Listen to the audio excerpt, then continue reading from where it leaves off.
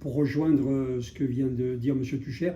je l'ai demandé en commission, il n'y a pas de plan de financement global, on ne connaît pas le coût de la rénovation et de la mise en conformité de l'hôtel de ville, on ne sait pas combien ça va coûter aux Grenoblois, et on commence par 600 000 € à peu près de mémoire pour réparer la salle du conseil municipal, on ajoute 2,3 millions, 2,7 millions aujourd'hui pour commencer les travaux de base pour la partie rez-de-chaussée, si j'ai bien compris, du conseil municipal. Et on ne sait pas combien la rénovation et la mise en conformité de l'hôtel de ville de Grenoble va coûter aux Grenoblois. Vous engagez donc aujourd'hui, après la salle des délibérations du conseil, une dépense dont vous ne connaissez pas la fin. Pourtant, il y a des données qu'on connaît. On connaît la situation financière de la ville de Grenoble, elle est première pour l'impôt, pour la dette, le taux de taxe foncière. On a des retards accumulés en matière de sécurité pour l'hôtel de ville depuis janvier 2017, date à laquelle la commission de sécurité a émis un avis défavorable pour l'accueil du public. La Chambre régionale des comptes a jugé en septembre 2018 qu'il fallait un plan d'urgence.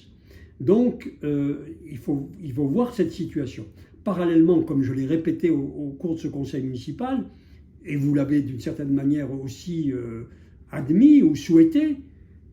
il va y avoir le développement du télétravail, la liberté de choix des salariés, les tiers-lieux à proximité des domiciles, afin de limiter les déplacements. On pourrait, ça a été évoqué aussi au sein du conseil municipal, mais toujours d'une façon jamais concrète, on pourrait mutualiser la salle des délibérations du conseil municipal avec celle de la métro. Et donc, puisqu'on a dépensé 1,2 million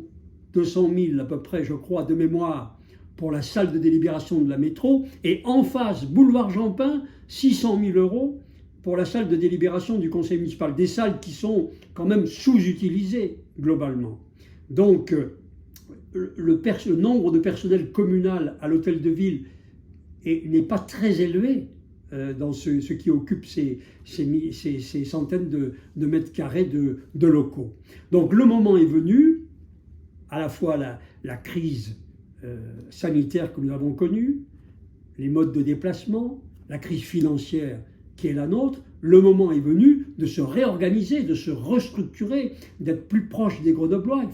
Il faut qu'on casse les habitudes, il faut qu'on essaye d'avoir un travail, une organisation de la ville qui soit plus modeste, plus près des populations, qui recense les locaux vides. Il faut donc s'organiser autrement, et c'est la raison de cet amendement. Je vous demande vraiment d'y réfléchir parce que, au fond, là, on engage un avenir et une orientation générale. Soit on continue avec ce que vous faites sur le crédit agricole, une dizaine de millions pour l'acquérir, 3 ou 4 millions pour le mettre aux normes, on continue les grands investissements immobiliers pour regrouper les personnels, soit on fait des économies et par exemple on libère des bâtiments. Et je propose donc, c'est l'objectif de cet amendement, le conseil municipal décide, lui, de libérer ce bâtiment, de le proposer dans un appel d'offres international, ouvert sur la base d'un projet défini par la municipalité, bien sûr, afin de dégager de nouvelles recettes qui permettent d'adapter la ville à la nouvelle donne, avec ses impératifs de proximité, de modestie dans la dépense publique, et de services publics et de biens communs. Je pense vraiment que c'est dommage que, bien sûr, nous l'ayons à cette heure-ci, puis dans ces conditions, mais c'est quand même un débat qui vaut la peine, parce que c'est un débat d'orientation et qui tient ou non compte des moyens financiers de la ville qui sont très limités et de la situation que nous connaissons, qui permet de découvrir qu'il faut plus de proximité et plus de modestie. Donc j'espère que vous accepterez d'étudier, éventuellement d'adopter l'amendement que je propose, et donc de changer de stratégie pour l'avenir. J'explique que je vote contre, mais que je n'ai pas une totale méconnaissance de l'organisation du patrimoine municipal, chère Madame Tavel, et que je ne pense pas que la gestion que vous en avez faite depuis 6 années soit suffisamment modèle pour que vous puissiez en donner des leçons compte tenu de l'état du patrimoine et de la répartition pour le personnel municipal de ce patrimoine. Il existe des locaux vides, très nombreux, dans de nombreux nombreuses rues de la ville qui appartiennent à la ville et qui sont inutilisées par une forme d'incompétence qui s'est manifestée. Il n'y a rien de farfelu à penser que des opérations puissent se faire au niveau international pour des